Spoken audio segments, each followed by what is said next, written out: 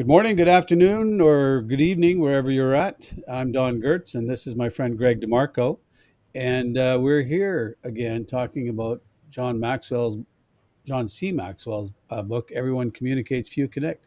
How you doing today, Greg? I'm great.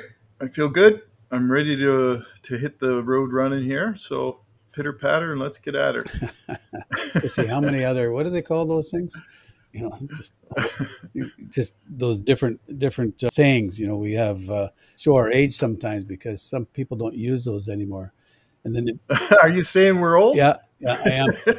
I was listening to a show. I forget what it was, and I even forget the term that they had. But somebody used the terminology, and I'm thinking, what the heck does that mean? And I still don't know what it meant, but it was something that younger people would say, and I'm just Yeah, I know. I know exactly what you're talking about. It kind of ages us when we kind of look at it puzzled, like, what are you saying? anyway. We digress. So let's go back to Everyone Communicates, Few Connect, and we're talking about chapter 8, where the title of that is Connectors Create an Experience Everyone Enjoys. Now imagine that. I mean, like, how many times have you gone to see a presentation and you're sitting here thinking, when is this going to be over? Right? Have you ever been in? Well, yeah, it happens every time you and I get together. But No, come on. no, I have. Yeah, there's been a few times where you want to stab your hand with a fork or something just to get some kind of excitement out of it. Well, but it's true though, right? I mean, Yeah. and whose fault is that? I mean, it's not our Oh, fault. Is it our no. fault for not listening intently, or to the person? I'm sure that they spend hours, preparing, for what they do. I mean, you and I have both done presentations, and it's not easy to do. They're not easy to do, But I think it's interesting, in John's book, in this chapter, he gives us some really really good pointers, where Yeah. the main theme is that it focuses on the importance of being able to engage, the communicator being able to engage with the people that he's communicating with, and create an enjoyable experience for them. And I think one of the main points, one of the first points that I really got out of this was taking responsibility for the listener. Shift Yeah. the focus from the speaker's delivery to the listener's experience. And I think if we would think more in our terms of our presentations of taking responsibility for that listener, then I think that might be a big help just by doing that. Yeah. I mean, listen, it's not John C. Maxwell is one of the best communicators I've ever heard on the stage and seen him in person and talked to him. There's so many factors to it, but it's like he says in the book. I think that when it comes down to communicating and actually connecting with people and getting some kind of connection to the audience, it's a lot of it has to do with being fully present in the moment and being engaged with them and genuinely wanting to understand where they're coming from, right? So it's being active in a lot of different ways. Yeah, that's one of the things I think what I got out of this chapter was kind of brings together a lot of the stuff that we've already talked about, on how to build relationships and communicate with people. And here we're bringing it together when he talks about communicating in their world, what's understanding, what our audience's needs are. And we've talked about those things in the past, but what are the audience's needs? What are their perspectives? And don't talk about abstract terms. I think that one of the things that we can do when we're in sales, uh, let's use real estate because that's the one I'm most familiar with. But realtors have their own little jargon, and you don't want to use your own industry jargon when you're talking to one of your clients because they may not understand what it was. We were just talking about young people having different terminology or different terms that they use today, that we don't get. I don't know what they're talking about. You don't know what they're talking about. Yeah. But in real estate, we talk about FISBOs. You know what a FISBO is? I don't know, frisbee baseball. What is it? Yeah, but I could say, well, there's a FISBO down the street, right? And that might give you a hint. But a FISBO is a for sale by owner, FSBO. Yeah. So that's what an example of some real estate jargon that you'd have no clue what no clue what it Yeah. is. But and when you're selling stuff, there's that jargon that we can use that's specific to our industry. But if we use it, we're going to lose our client. We're going to lose our audience. And I think Yeah. that's what he's talking about, is communicating in their world. Let's avoid using abstract terms. Well, it's adapt to your audience, right? And it's interesting because one of the things that he was talking about before was, uh, I think it was John Maxwell, or it might have been Paul Martinelli. They were talking about when they go to talk in an engagement, like have an audience, before the show starts or the conversation starts, they'll actually go out and introduce themselves to people as they come in, just to say hello and I'm so and so and looking forward to seeing you tonight, just to get a connection so that they know so the audience when they're coming in knows who the person is, even though they may know, hey, we're going to listen to John Maxwell tonight. A lot of the times they will actually do that and just shake people's hands. Yeah, you get a better feel for them. Yeah, it's like if I whenever I've gone to a company and talked to their employees, or if I was in I'm talking about a physical place where I was talking to people, I would always, before the conversation started, I would always go out and just start talking to people, introducing myself, so that there is some kind of a connection. I think that's really important. Yeah, I think that goes, and along with one of the other points, when you're making the presentation, is he talks about capturing their attention from the start, right? Where it's important for us to make a positive first impression. And if you've done what you've just described, you're more likely going to make a positive first impression. So people are going to say, well, hey, this guy seems like a pretty decent guy. I mean, you fooled them right away. But Yeah, I know. Isn't that just like, I like being a trickster? yeah, but yeah, sorry for that. But anyway, but you've made a positive impression, and one of the Yeah. techniques that you can use for doing that is humor. I mean, Yeah. I don't. I mean, when you know somebody, like we've been talking, we've been meeting together for several years now, so it's different for me to make a joke, maybe a little bit about you, in a context like this, because we know each other, right? So Of there's, course. Yeah. but when you're using humor, you're not going to make fun of somebody, that you've just met, right? Because like that's not going to go over very well. Well, it could be a generic, I guess, sense of humor, but nothing specific. Like, you got a big nose on your face. What's that all about? Yeah, But yeah. I mean, your humor needs to be relevant to the situation, yeah, yeah. and But it, it should be designed to create anticipation, in your audience, so that they're yeah. anticipating what you're So going to say next. no, and that's right. But I think that, I think, the point I'm trying to make here is, though, I think it's most important that no matter what, and we've talked about this before, no matter what we're engaged in, we need to be fully present in the moment. And I think that is a huge factor and I think people sometimes let their minds wander sometimes. And I think that's a huge thing when it comes to dealing with people. And if you want to connect to create an experience everyone enjoys, like the chapter title says, if you're not fully engaged right at the get-go, then you're lost. And a lot of this comes down to how we tell a story. So when we're talking to people, instead of just spitting out facts, are we using personal stories that can help identify what it is we're trying to talk? Like, hey, the other day I was talking to so and so and this happened. Do you know what I mean? Yeah, Like, storytelling is so important to being able to connect with somebody. yeah. No, I think that's one of the big ones, and be prepared with stories. I think that John Maxwell, he has a bank of stories that he tells. I've heard him speak several times, and I've heard him on different topics, and even in some of his different books. And I think he actually will reuse some of the stories, on occasion. Maybe I'm wrong, but I think I've heard him use the same story or tell the same story, and he tells it the same, almost word for word every time. So he actually has those already cataloged and knows the story and knows where it's going to be applicable, and it helps him in his presentations because he's practiced it, you know. Yeah. And I think that makes a huge difference. It's there's a quote from Myrna Murovsky. She says people have remote controls in their heads today.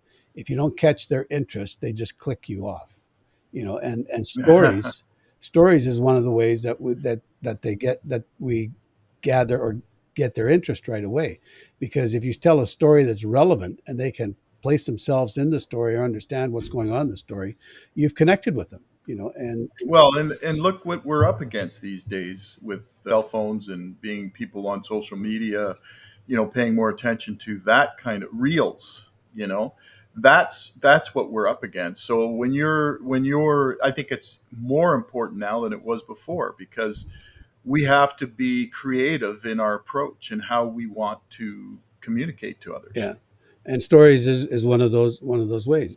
I think Yeah. one of the comments here is telling stories, using the power of storytelling to connect emotionally and convey information effectively and create a more memorable experience.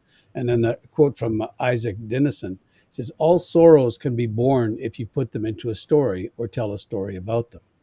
You know, I mean, you Yeah. could tell a story about a terrible, you could give some terrible facts, but it, how you tell the story, can make a difference on how somebody's going to, deal with the facts of that story as well. Yeah, no, but and another point John Maxwell makes in the book is involve everyone. It's not just about a few people, but if you want the most impact, you have to involve everybody, and they have to everybody in that audience, or the person. If you're just talking to a couple trying to sell a home or whatever, you have to make them feel valued. And this is addressing them and speaking to them directly. And it inspires energy, and it inspires them to want, they feel special. Yeah. That's what it's all about. They want that value. That's the value you're giving to them. And I think that's extremely important. Yeah. I think they refer to that as activating the audience, right? So you're Yeah. activating the audience. You're encouraging participation. You're asking them questions. I know. Have you ever been to a timeshare presentation where they try to sell you a timeshare? I've seen them. I've not been to them, and I've heard horror stories about it. But I think it's a good example. So go ahead and tell it. We were in Lake Tahoe one time, and they offered us. I forget. I don't remember. I don't think we were there on business. I think we might have just been there on vacation. But they invited us to this timeshare presentation, and they said if you sit through the presentation, they'll give you each $100. So I think $100. Let's go watch it. So I told my wife. I said, Sonia, let's. I said, we'll go listen to their presentation, but don't ask them any questions. Don't ask them any questions at the end. And they so at the end they said, they did their spiel, and then they said, do you have any questions? Nope, no questions. And by us not asking any questions, we were showing them that we weren't interested. And they tried a few times to get us going, but it was we ended up pocketing the $100 and not buying a timeshare. I mean, Don, oh, they loved you. oh yeah, no, I'm sure they did. I'm sure they did. But I think it's an example of I think if people don't ask questions, they're Yeah. not interested in what you have to say. If they ask a lot of questions, then I think they're indicating a level of interest. And then you have to listen and say, what kind of questions are they asking me? But if you're asking people questions, if you're asking, like they were doing a presentation. Okay, they had their presentation and they were going to do their presentation no matter what. But if they would have taken the time and invited us into the conversation by asking us different questions, they might have been able to at least get us to consider. I mean, I still wouldn't have bought one, but they might have been able to get Yeah. us to consider, purchasing something. But so I think that there's so much value in understanding questions that go both ways. When you're making your presentation, to ask the right questions to involve the person in your presentation, engage with them, and then gauge what kind of questions they're asking you, on what level of interest they have. You know what's interesting about that story? I was just thinking as you were talking. It's to me is an example of not to offer people money to come in and listen to you, because I think the motivator there is somebody wanting to get $100, but they must do it for a reason, just because they must be getting something out of it. They must be able to sell somebody. But it's such a good example to use, because is that how you try and connect with somebody? You want to pay them? Hey, you listen to me, I'll give you $100. You know what I mean? Yeah, no, that's yeah, $100. Give me $100, I'll listen to you. But the whole point is I think it's a good example. It's like when I was in the U.S. there, and I wanted to find out about what it would cost if you immigrated there, and what your healthcare amount would be that you'd have to pay a month from being from Canada. Obviously, we're not paying for healthcare out of our pocket, other than we paid through taxes. But and the way they chose to handle it was, you give your telephone number and then they call you, which I can understand that. But for 3 weeks, they called me 10 times a day to try and get. And even though I said, I started out saying, no, I'm not interested, I'm from Canada, they still called me. So then I said, I've got some, I've found some, thank you. But they still called me. It took 3 weeks to basically have those calls stop. But to me, it's just a roundhouse. They're not trying to connect with me. They're not trying to connect at all. All they're trying to do is get me to pay for something I don't see any value in. Do you know what I mean? Well, So yeah, there's so many ways. There's so many ways of trying to connect with people. That has to be the worst way. It's just trying to call and get in an answer. And they hung up on me a few times because I said I was from Canada and I'm just trying to inquire. You know. So, but this is what I'm saying. This whole notion of, there's kind of a sequence I see when it comes to sales. And if you're in any kind of type of sales, you have to be fully present in the moment with the person to understand them and to make a connection, because there has to be some kind of trust. And that trust isn't built unless you are asking active questions about them and interested in their life. And you have to be able to tell stories and engage in a conversation with them where they understand where you're coming from, and you're giving them the feeling of value and being special and care and all that.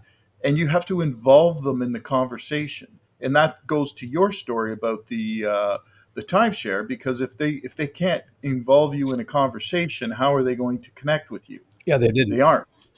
They Yeah. didn't, and they won't.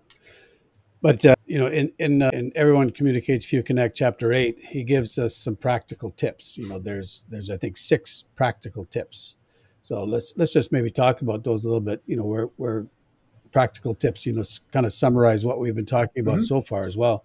Where we need to ask questions. Asking questions engages the audience and gets them thinking, right? And then tip number 2 would be to get people moving. Sometimes if you're doing a presentation live, have you ever Hmm. been to one where the first thing they Yeah. do is they get you moving?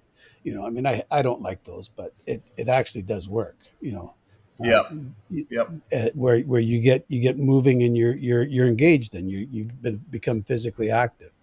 So that I think that would depend on what kind of presentation, what kind of communication you're doing. And then interaction, encourage interaction. How do you facilitate discussion and participation? That goes along with asking the questions. And it all depends on what kind of presentation. Are you presenting one-on-one?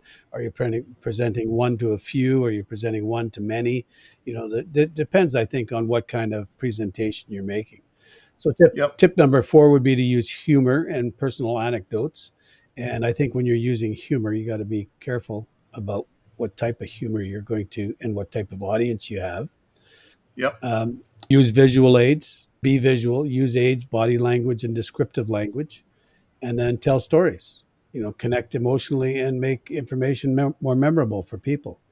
So those six ideas, I think, will help you communicate and connect better when you're making a presentation to somebody. Yeah, I agree 100%. I think that those are great tips, and I think it sums up pretty well how you should probably approach any situation in any conversation you have.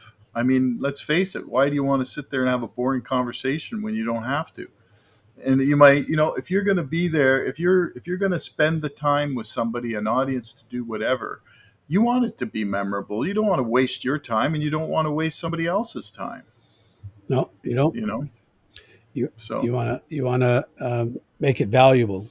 yeah, That's what we're doing here. We've been doing this for a while, and sometimes I think, okay, well, that was a pretty good session. Sometimes I think, well, maybe not so much. And you wonder, okay, are we giving people value? So yeah, it's different when you do a YouTube presentation, or this kind of a podcast thing, because you want to have engagement with the people that are listening to it. And if you're listening to this part of our conversation, then give us some feedback. Let us know. Are we connecting with you? Is it valuable? Are you finding it interesting? What would you like us to talk about? We're just two guys who've been in sales for a long, long time, and we've seen a lot of different circumstances. So I wouldn't say we're experts on any one particular thing, but we know a lot about a lot of things. So that's kind of the way I describe it. Maybe you're an expert on boats. yeah. I don't know. I just kind of go with the flow a bit, but stick to what I know. That's for sure. Yeah, yeah. You don't want to start talking about. We're not gonna have a conversation about brain surgery here, right? No, well, not today. Yeah, not today anyway. You froze up there for a moment, but anyway, Yeah, I know. we're good. Well, Okay, thank you very much for your time today, Greg, and I look forward to appreciate our it. It was next fun. conversation. And we'll have a good week. All right, thanks, Don.